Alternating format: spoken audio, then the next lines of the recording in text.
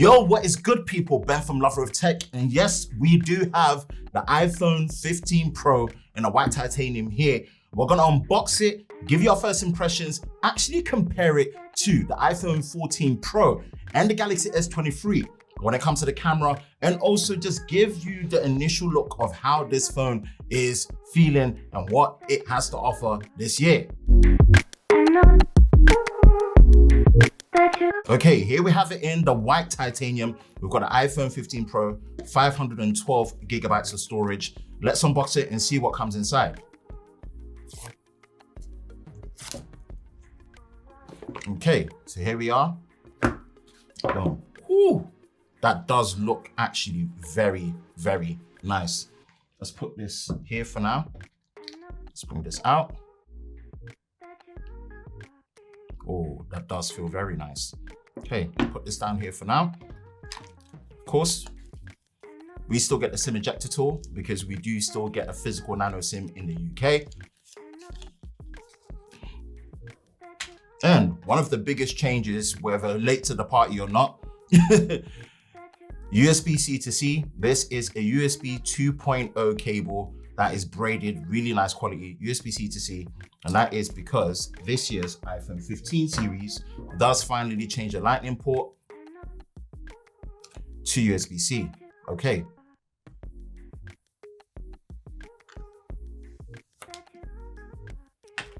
Here we have it.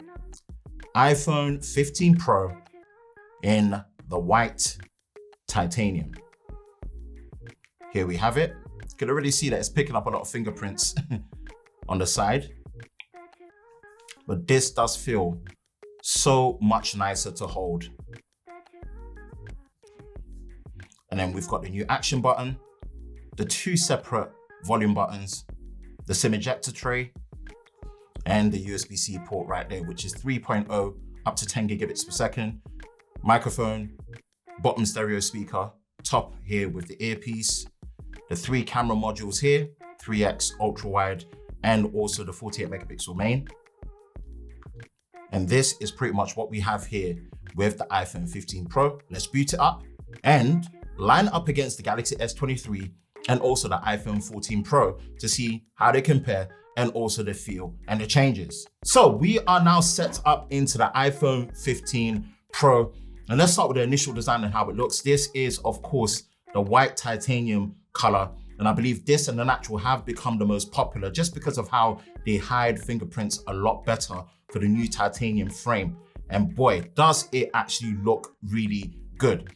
Grade 5 titanium from what Apple are saying, but the inner structure is actually fused with an aluminium subframe as well. So it's meant to help with better weight distribution as well as better heat distribution and dispersion as well. So let's see how that really handles when it comes to performance later when we talk about the review. I love the contoured edges. It is lighter, but it's more for the Pro, lighter based on the weight distribution. It looks like it's really distributed well. And we are gonna bring the iPhone 14 Pro and also the S23 in to really compare it.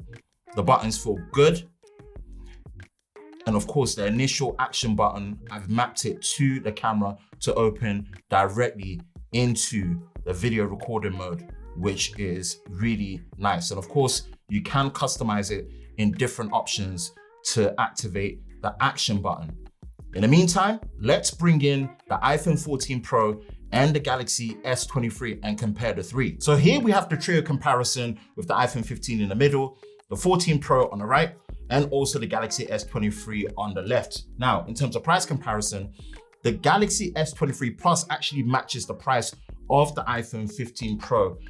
But in terms of size and form factor, it's the Galaxy S23, which again, MSRP is priced at £849 compared to basically £1,000 on the iPhone 15 Pro and also the 14 Pro from previous last year, which was actually slightly higher in price, but the price has really ironed out between the three. So here we have the iPhone 15 Pro versus the 14 Pro versus the Galaxy S23. And I can already say that in terms of the size and the form factor, the 15 Pro does have a slightly smaller footprint compared to the other three.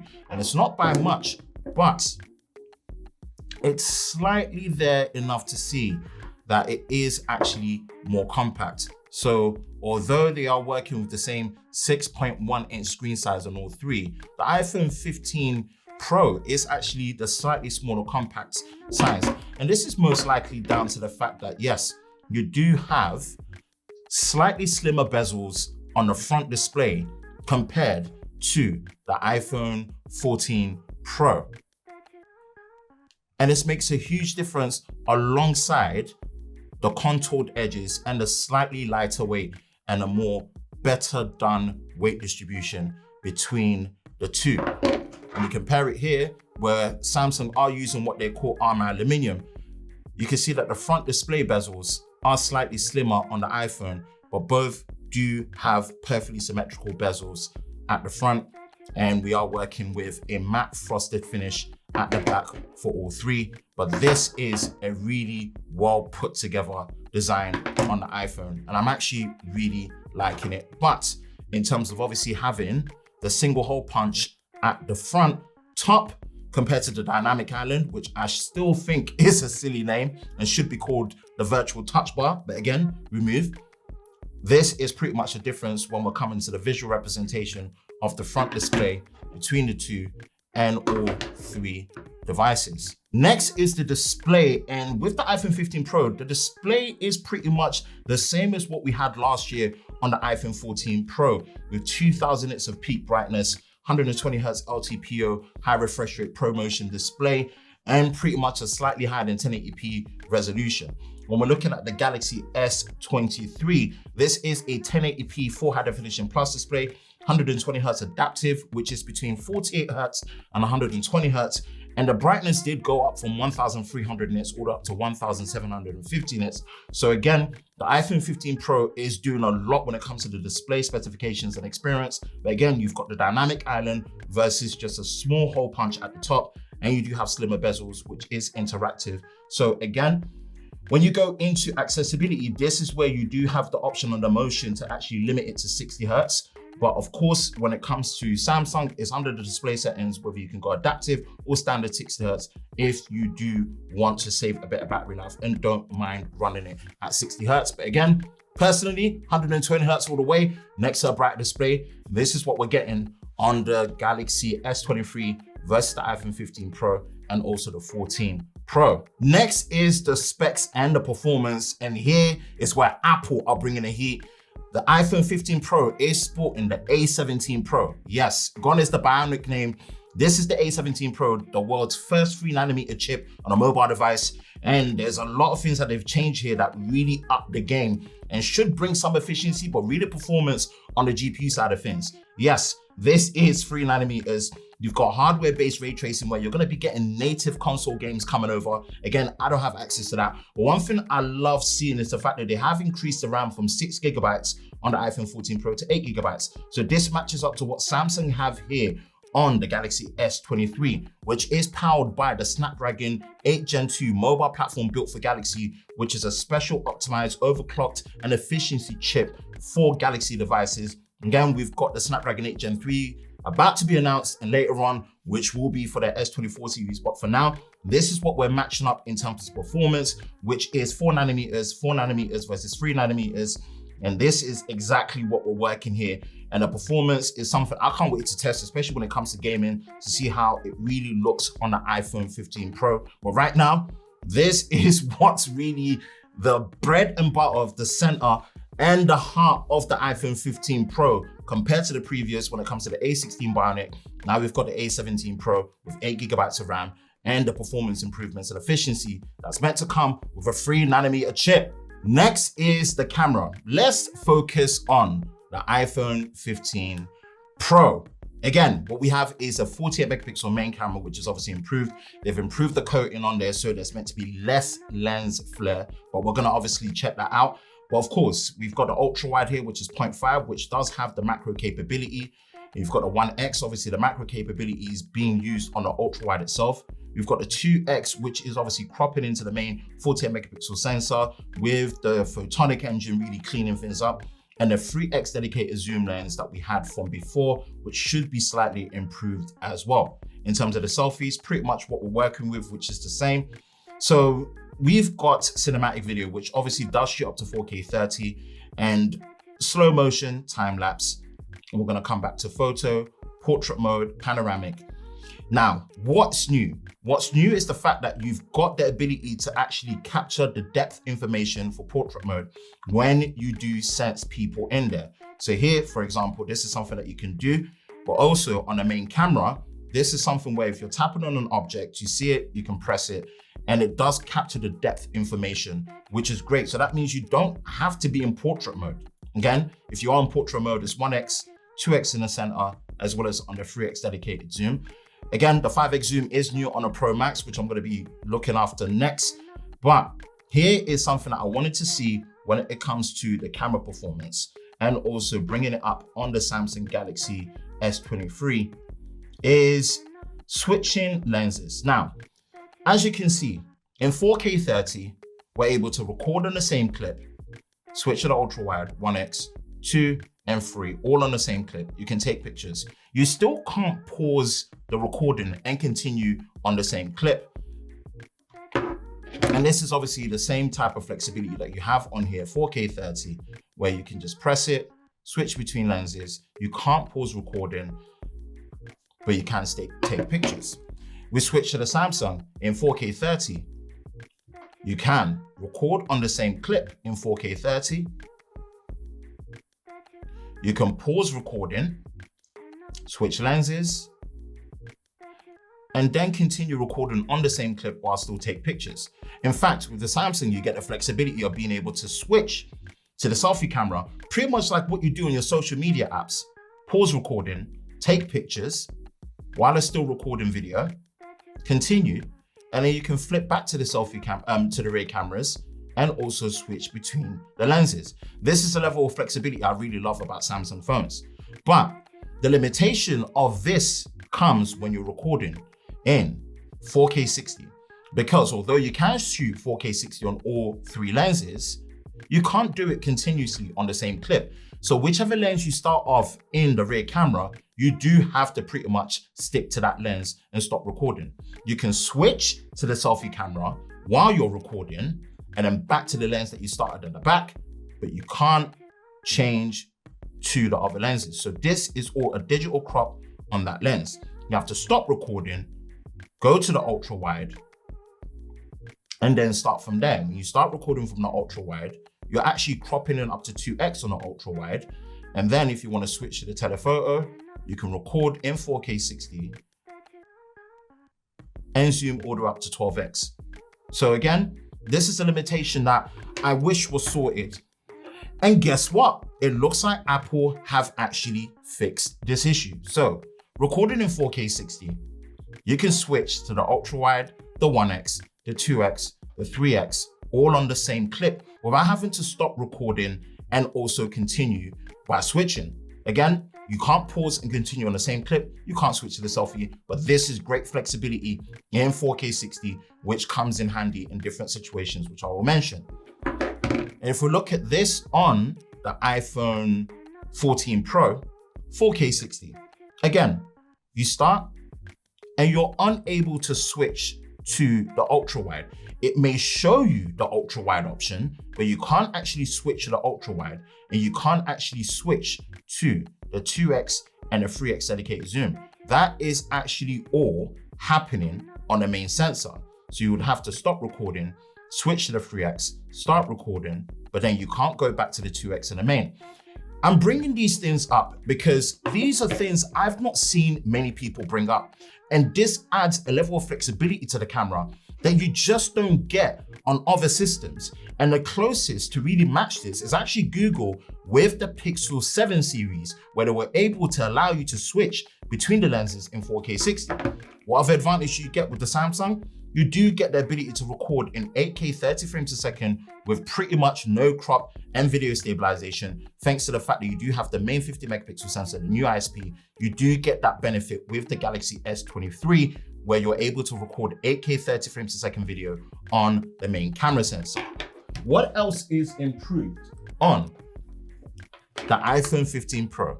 With the addition of USB-C comes the benefits of external video recording. If we open up the camera, we've got ProRes. And because I've got the 512 gig model, I can record internally with ProRes at 4K 30 frames a second. But you can see the option here that says USB-C, where you can press it, and it says 4K 60. So you can actually record ProRes video to an external hard drive, SSD, that's fast enough to be able to record in 4K 60 in ProRes. But it just doesn't stop there, which is so impressive and very much unlike Apple, if I'm going to be very honest with you. Why? We go here, and if there's ever a year where an iPhone is justified to be more pro, it is now, especially when it comes to the camera. We go to formats. We've got two options.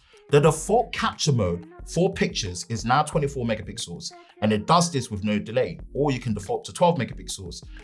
But the 12 megapixels is defaulted in low light, 24 megapixels is standard, high resolution and detail. You can actually shoot 48 megapixel JPEGs max and not just in ProRAW mode anymore, which is great to see, love it. And then when we go to actually ProRes encoding, we've got a logarithmic log profile, which is flat, gives maximum dynamic range, and you can color grade this to your heart extent with much more flexibility than I've ever seen on any phone. This is crazy. And imagining this on an iPhone, I'm thoroughly impressed at the moment when it comes to the formats for video recording and image recording and being able to capture the depth information. In fact, you know what?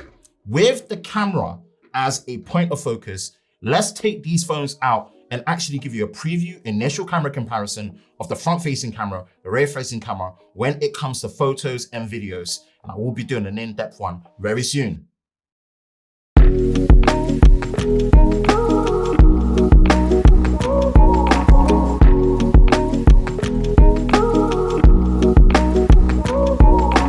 Let's start things off. 4K 60 frames a second on the front-facing selfie camera on the iPhone 15 Pro, the 14 Pro, and the Galaxy S23, and just see how the image quality is like, stabilization, as well as detail. We've now switched to 4K 30 frames a second video recording mode on the 15 Pro, 14 Pro, and the Galaxy S23. Just seeing how the image quality changes, stabilization, dynamic range especially. Just seeing how the image quality is like between the three. So here we have the cinematic video on the iPhone 15 Pro and the 14 Pro, as well as the Galaxy S23 in video portrait mode. All three are recorded in 4K UHD 30 frames a second, and this is what applies that cinematic background blur effect on the video. We switched to the rear cameras and we are recording in 4K UHD 30 frames a second video recording mode on the iPhone 15 Pro, the iPhone 14 Pro, and the Galaxy S23. Again, just seeing the initial comparison of the image quality when it comes to video, stabilization, detail, colors, and dynamic range. Let's do a quick switch to the ultra wide, ultra wide, ultra wide. It does look initially like the iPhones do have a wider field of view compared to the Galaxy. Let's switch back to the main, back to the main. 2x, 2x, 2x.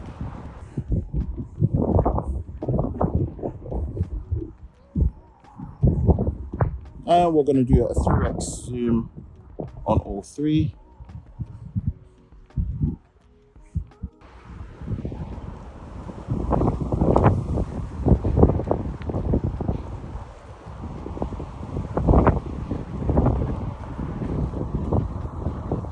Back to the main cameras. This is now the 4K UHD 60 frames a second video recorder mode, and we're starting with the main camera on the iPhone 15 Pro, the 14 Pro, and the Galaxy S23. Again, this is just a quick preview. There will be a much deeper, in-depth camera comparison, so be sure to like, subscribe, and turn on notifications so you don't miss that. But one thing I am happy to see a big improvement on the iPhone 15 Pro is the ability to switch between all three lenses while recording continuously on the same clip. On On the 14 Pro and the Galaxy S23, you have to pause recording to switch to the other lenses in 4K 60. This is brilliant. Well done, Apple. Love to see this improvement. This is now comparing the 8K video recorder mode in 30 frames a second on the Galaxy S23 versus the 4K 30 and the 4K 30 on the iPhone 15 Pro and the 14 Pro. And you can debate how useful 8K is, but the fact that Samsung have been able to produce usable 8K video with minimal field of view crop and video stabilization is brilliant to see on the Galaxy S23.